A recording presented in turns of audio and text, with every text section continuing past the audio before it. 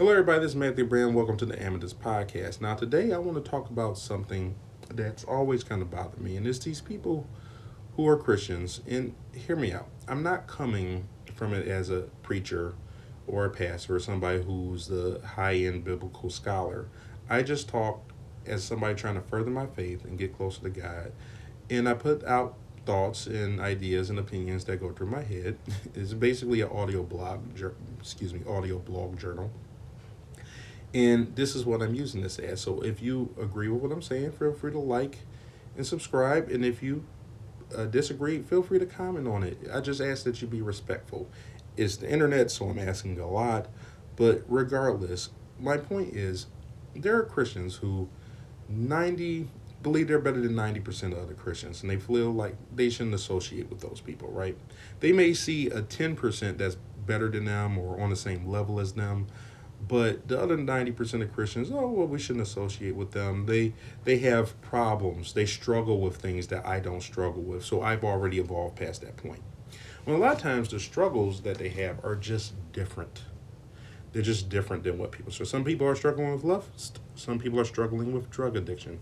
Some people are struggling with laziness, and they can't see what they're struggling with, or they make excuses for what they are struggling with, or they say it's not a problem, it's not a real struggle. Like, there's some people who are extremely lazy. They don't get up, they don't clean, they don't help out around the house, they don't help the people who are there next to them.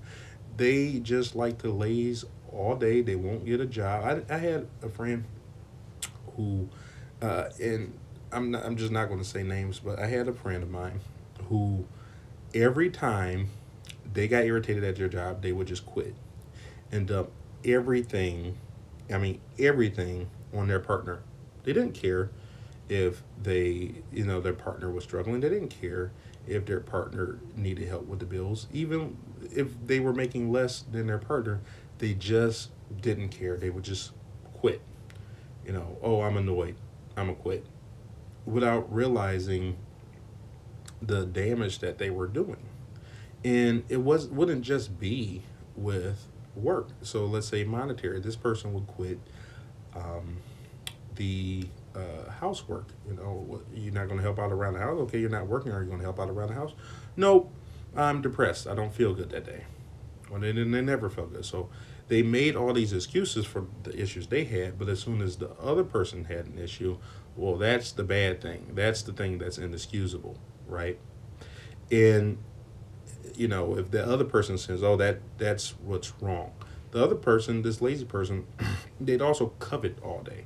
They're extreme coveters. If they saw somebody else had something, then they would nag and berate and cause issues until they got what they saw somebody else had. Oh, she gets flowers once a week. How come I only get flowers once a month? Right? This continued over and over and over again.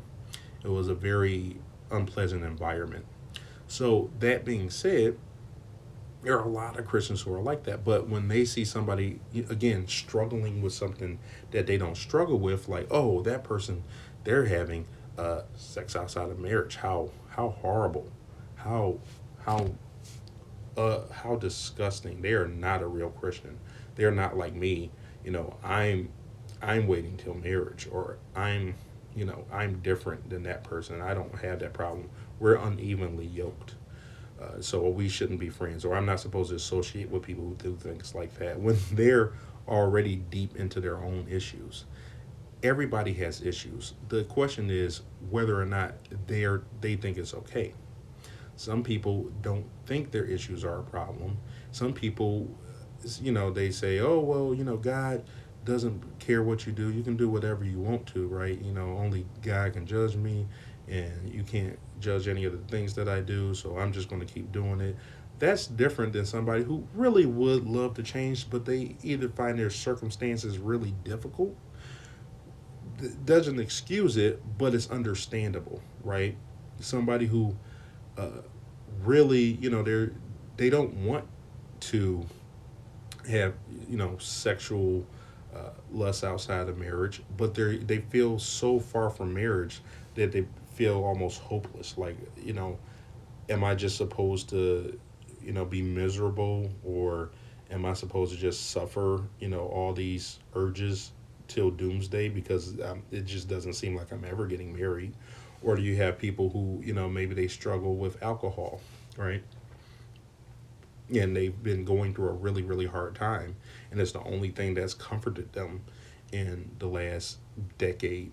And so they really, really want to stop drinking, but they have a hard time feeling like they're going to be able to deal with the reality of their life outside of it, right?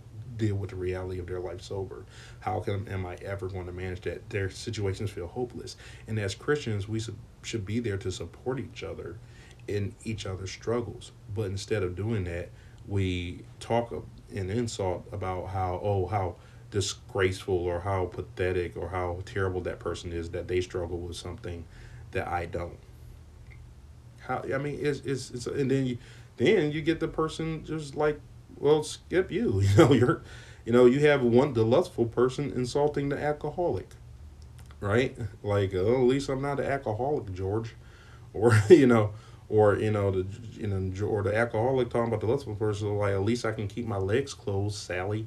This is not the way we should really be as Christians. And again, when we're online, it's really easy to do this and condemn people because the people online don't have a real good look into us. Like, they really don't. And you'll notice a lot of the people who do this, they really don't have much of an as your presence. Like, they'll all their pictures are like of flowers or kittens. They don't have a real connection to the family or friends or stuff like that. People know them, but they tend to, what they call keyboard warriors, right? They don't really put themselves out there to put somebody down, right? You're not Martin Luther King, right? You're not marching down a road with a bunch of people who might get beat to death for drinking out of a water fountain or going through a town that doesn't want them. You're not there. You're just from the sidelines insulting people who, yeah, are going through a struggle. Everybody goes through a struggle. And we need to recognize that and be there for each other instead of just, caring about what everybody thinks about us or this one time they slighted us or how they struggle with something we don't struggle with. That's just my opinion. You let me know what you think. Because I think the real association is, when they say don't associate with people like that, you don't want people to think that you're one of those people who are unrepentant of those types of sins. You want people to think like, hey, I'm trying to help and support that. If eyes are on you, this is what you want to see. Like, right? Some people are drunkards, but there's some people in the church back when, you had Paul, was active in the church, and he's writing to people who are basically preaching that all of this stuff is okay. This happened in several churches, according to the Bible, where there were these preachers that were messing around. I think some with people's wives. So if that is the case, right, of course you don't want people to think like, yeah, you're one of those. You get what I'm saying? You're a part of that church that thinks all of that's okay. Some of these preachers, even nowadays, you get people who are, I don't want to call them prosperity preachers, but you get people who, tell you, yeah, excuse me, okay to do this, it's okay to do that. It's because God wants you to be rich, right? Sometimes you're going to have to, screw a couple people over. Sometimes you're going to have to play dirty. Sometimes, yeah, not every prosperity preacher does that, but there are some who do.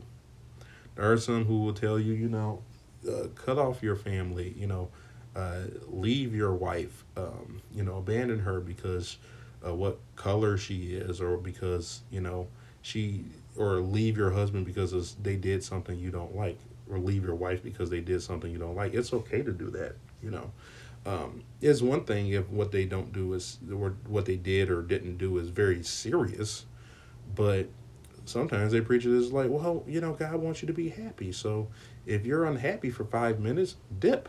That's not okay. And I don't remember hearing that anything like that. But in this prosperity world, or this world that honestly idolizes money and status, a lot of times anything that gets in the way of our money or status is a sin. And then if that's the sin, who's really the God that you worship?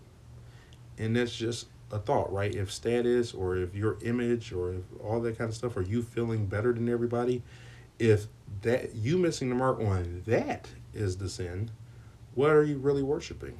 It's just a thought. But anyway, thank you for tuning in. I pray that you have a great holiday. And if you agree, like, subscribe. If you disagree, let me know what you were thinking. All right, bye.